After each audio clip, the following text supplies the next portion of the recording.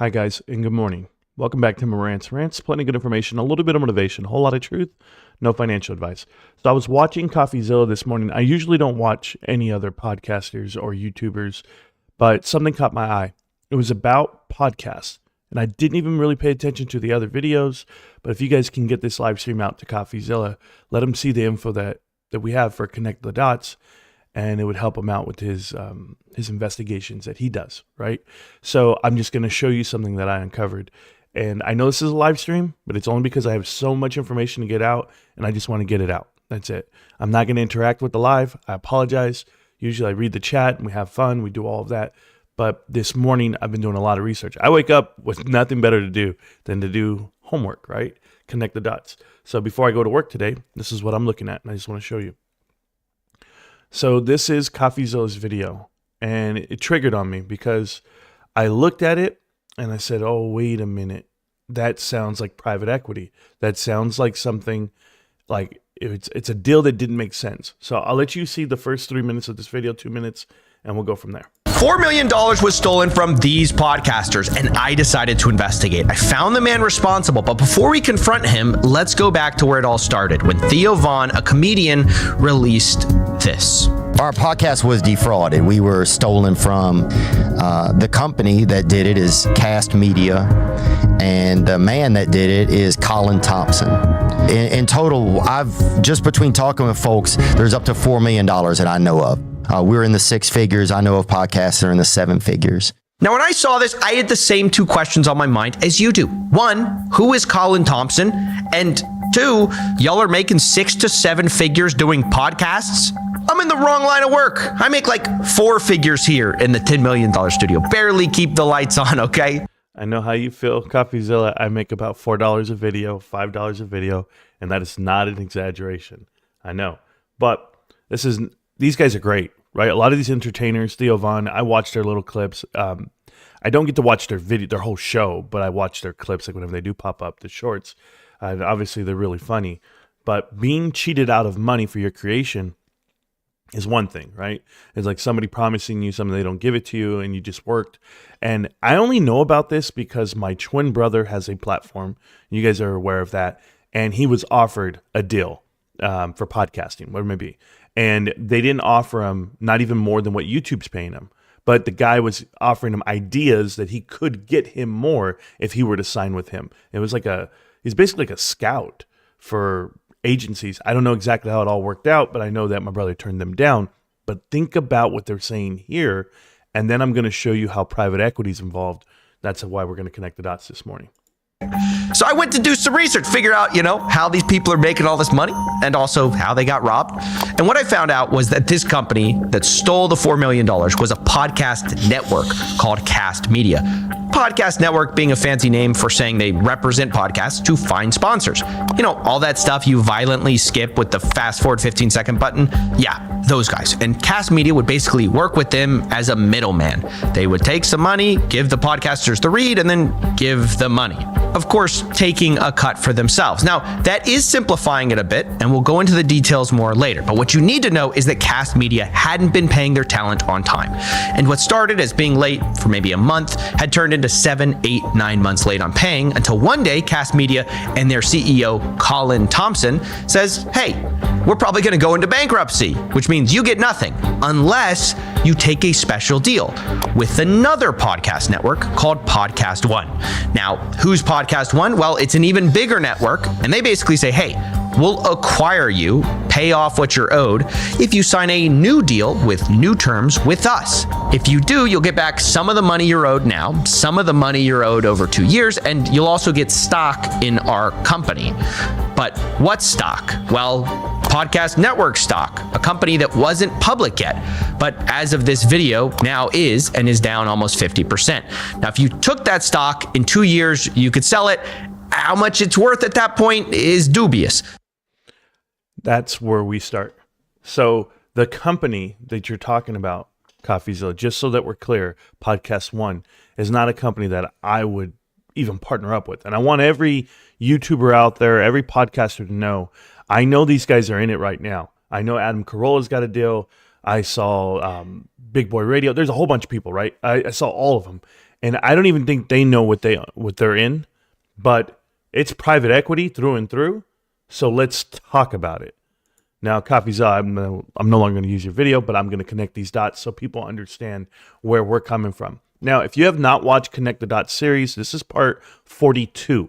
Okay, there are 41 other volumes of this, but in a live stream format like this, it's only because I have so much to get to you, but you're going to have to reference back to some of the other videos to understand.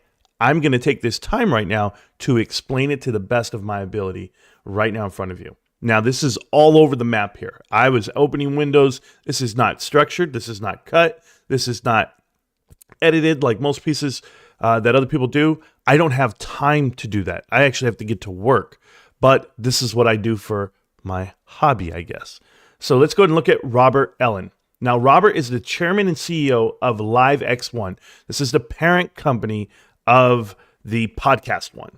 Okay, so this individual is the one who's actually in charge of giving all of these podcasters and or content creators these sweetheart deals right now, just to help out Cast, right? Just to get them out from what they promised all these people stealing their money. But before you guys ever sign the dotted line, know who you're signing with. This individual here, Robert Ellen, and this is big, guys. So Trinidad management is one thing. I know that they were brought up on SEC charges from what I could find out, that they weren't putting out their trades in time, like their owners. They would do a trade like in 2010 and wouldn't report it to the SEC till 2014, if that's the same Trinidad. But that's not what I want to focus on. I want to focus on what it says here. It says Rob was chairman of Digital Turbine, where he worked with business partner Peter Gerber. I didn't say you say his name. There's no Ger. No, it's Goober. So Goober right there, if you guys don't know who he is the owner or part owner of the Golden State Warriors. And that's private equity. I'm just letting you know what it is. We'll go into it in detail. But before you ever partner up with him, before you ever partner up with Robert Allen, just know where he comes from, who got him on the map.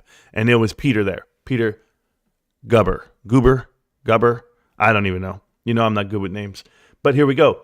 Aaron Sullivan, typical CFO. You know he comes from, I believe it was from PwC right here, PricewaterhouseCoopers. And yeah, you go on to hire a good CFO, certainly if you have a brand like this, a company like this. As I go through it, I had saw the people that are actually working are actually good people. Kit Gray, he's a radio guy. Sue McNamara, she is coming from the advertisement world. She's good as well. But when you look right here, Craig L. Foster, if you guys don't know, he's CFO, Wharton Business School, you know that throws up a red flag for me.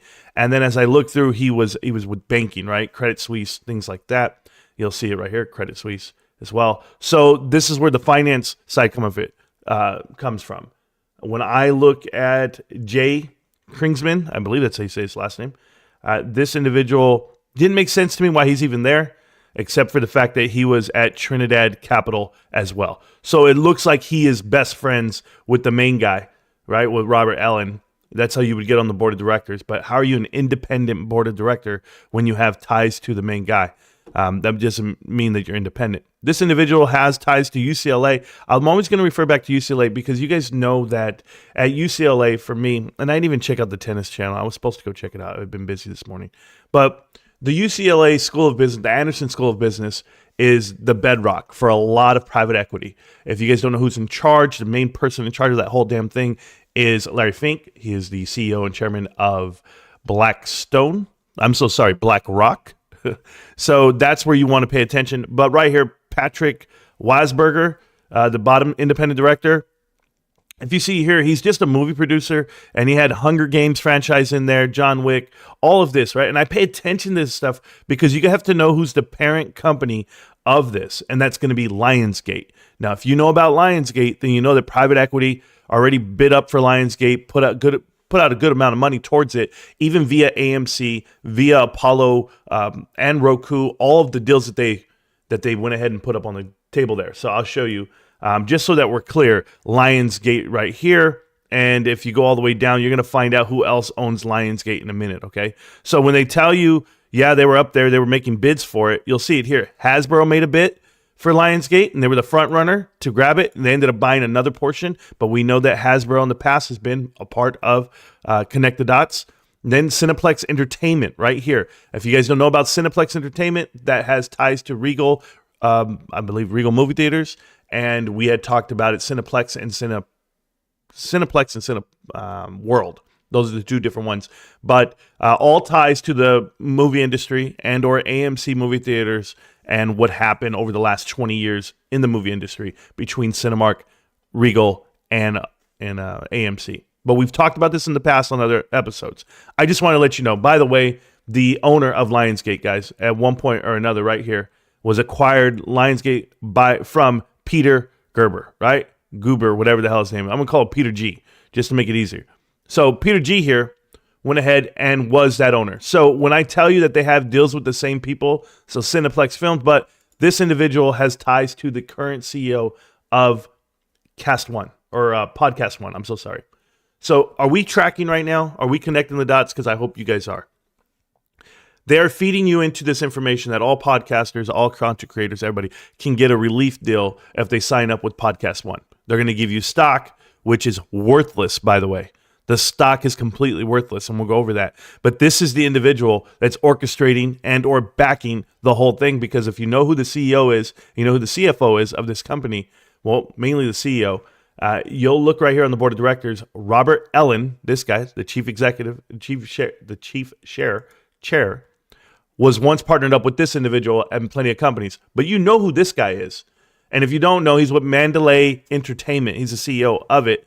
But as you go down, he actually backs UCLA School of Theater, Film, and Television. And that's the Anderson School of Management. We just talked about that.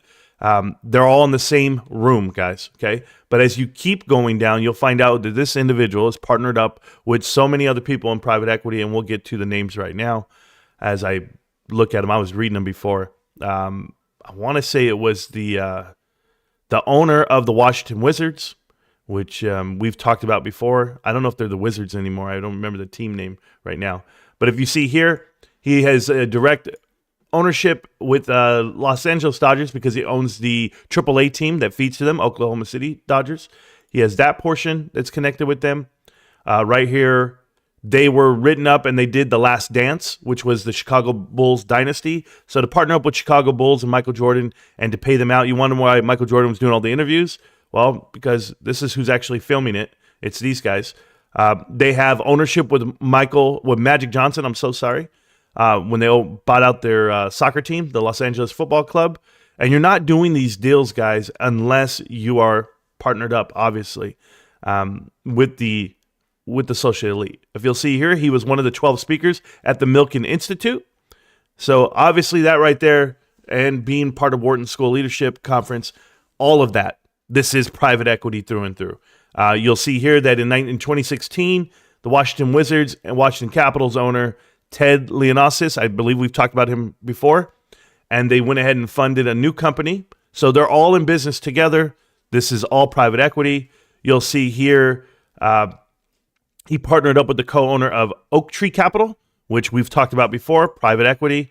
And you'll look down here that company that they formed, this company right here, and Team Liquid went ahead and they're the ones who made the participating bid into Epic Games at $1.2 billion into Epic, the maker of Fortnite. So you guys understand what I'm talking about. I hope. This is private equity, this PodcastOne that they're telling you to go ahead and go through. If you look at this deal right here, this is Singtel sells for $804 million stake to KKR. If you don't know who this parent company is, this guy right here, this is a Singapore parent company. But when you go ahead and you look at, I think it's Craig L. Foster, his original company, this Amobi, I believe, is the parent, they were sold out by that company I was just showing you right there in Singapore. I had to follow some dots there, but it worked out for me perfect. When I told you Lionsgate, just remember that this guy who's the chairman of the board, he's on there. They're the ones, he's right there. Look at this, Lionsgate. But he's also over here at Podcast. Remember who Lionsgate is associated to and tied to. But at the same time, if you see the movies like Hunger Games, anything like that, that's all owned by private equity. And it's unfortunate. The stock itself is trash. But this individual here was at Participant Media. This is Jim Burke. Jim Burke is on the board of directors at this PodcastOne. Okay, so PodcastOne is here. And Jim Burke is on the board of directors. He's an independent director down here at the very bottom. And when you look at Jim Burke, just know he used to work for Participant Media. And as I went and did my homework on that, I found out that they were the ones that were actually bought out since he's been there, planted there, with TGP. So these TGP has partnered up with multiple hedge funds over the time frame. If you guys don't know these private equity firms, so yes, he's still there. This is what he looks like, Jim Burke.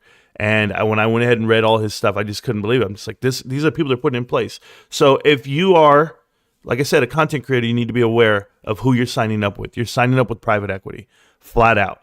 And I believe this guy's on the board of directors at the UCLA Business School or one of the two. He's there too. So I just can't remember where I read all this stuff. I was reading pretty much all morning. Then he was replaced by Jeff Skoll. Okay. So he's the interim CEO because this was at the Participant Media. And of course, that's after McKinsey and company came in and told him they should just clear the deck. And Jeff Skoll, I forget what his deal, where his ties were. I was reading on him too, but I just keep rolling, guys. We'll go to the next one. Is this Jeff Skoll? Is this him? Yeah, there's Jeff Skoll. What do you know? I was reading on him, trying to figure out what he's all about, where he comes from. I try to get a good idea of where they're headed with the business itself. Because if you're on the board of directors, like, how could I ever buy PodcastOne stock? I couldn't do it, not knowing what I know. But yeah, so this individual here, he's funded in creation and social impact entertainment at the UCLA School of Theater and Film. That's the TNF. So TFT is what they call it. What are the chances? TFT. If you guys know, I play a lot of video games. You'll see here, he became the minority owner of the sports group with Ted Leonsis. So you literally have private equity in the company, guys. I would never touch that stock. You couldn't even give me free shares. I know what it is. And if, just to be clear what TGP is, right here, TGP had a deal with Apollo. We know that. TGP's had a deal with everyone. They're billions and billions of dollars of assets under management. And they're right here. And this is going to be TGP. And they're better known as the Texas Pacific Group. Hey, guys, they're a part of all the deals in the past. A J. Crew deal that they had. Remember, we talked about J. Crew going bankrupt. United Health Group, they did a cap. They also did right here. They got together with Bain Capital, Goldman Sachs, and they bought out Burger King. And that's maybe why the fries don't taste so good. I saw them in 2005 right here, the second largest private equity takeover ever with Silver Lake, Bain, Goldman, KKR. You guys see it, and Blackstone.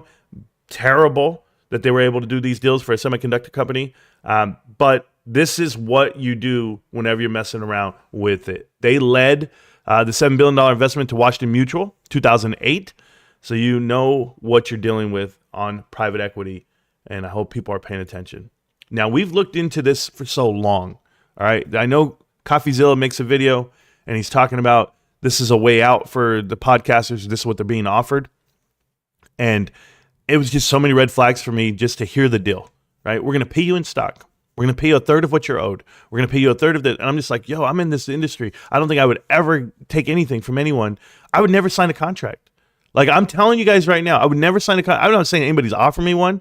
I just don't think that it's very business savvy to give away the rights of what you create, when you create, how you create, and then why would you give it up if you don't have to? And I think that's why CoffeeZilla is doing so well, because he's a man of his own. But if you look here, you'll find out this guy right here has dozens of business dealings, and it's all with the Peter G, right there. So Robert Allen, if he's ever in your company, I'm rolling. That's just my point. I'm out of there, and I want no part of it. Now, partnered up with him is Joe LeCobb. Now, Joe, he actually is the face of the Golden State Warriors. So he's the one you see. But of course, he's a billionaire, and he's done plenty of bad business deals. But hey, they all have their own run, but he's not nearly as bad as Peter G. All right, or maybe he is just guilty by association, but I leave it where it's at. Right here, I was reading up more. They kept changing their name. They changed their name plenty of times from the they were LiveX Live. They were all the different names. So Lawton Group, Lawton Corp. Reading the board of directors again, I was going through that, seeing what else I see. They added people to the board of directors, people that have private equity ties in the past. Other company or this company when they had a different name. I'm just going through this list really quick, only because I got to get going, guys, but I appreciate you. So here's my point. As we see all the connecting dots that we have, plenty of new people coming into the company, trying to give it some legitimacy as far as if you would, like they added certain individuals to the board of directors. But I really want to talk about that last part, just so like we're connecting the dots to a point. If you go watch the CoffeeZilla video about podcasters getting robbed out of $4 million, what it means is that people are signing up these deals, these sweetheart deals with the wrong company. And sure, they promise you things because word of mouth, right? If I tell you I made a ton of money partnering up with this guy, then you will too. They know this. That's how the industry works at that end. Even the record companies work this way. Hey, I know an A&R, they're going to get you in. Scooter Braun. Scooter Braun was a talent scout for, I don't even know, was it Def Jam? But he goes in there, he partners up, he says, hey, come here, Usher, check out this little kid singing on the street corner. Next thing you know, Scooter Braun makes his own company, and now he signs everyone underneath him off of one guy, Justin Bieber. Boom. He's the biggest guy in the world now, Scooter Braun. And then what does he do? He makes a sweetheart deal with private equity, sells out of everything, and now Taylor Swift, doesn't even own her masters, and he sold them off to the Carlyle Group. So it's out there, social media, mega media, music media, podcast media. Just know private equity is everywhere. So when you see someone start popping, you see someone start growing, you see someone start signing deals that are too good to be true, do the due diligence, dig a little deeper, connect the dots. That's it. I know you guys are out there in the chat right now, and I apologize, guys, but I got to get going. I have work to do today. So I appreciate everybody, guys. Keep killing it. Keep cracking. And next time we see Lemon in the chat, guys, just let him know. He gets a timeout every time he talks. He doesn't deserve to talk. GameStop. Can't stop, won't stop. GameStop. It's what I buy. CoffeeZilla.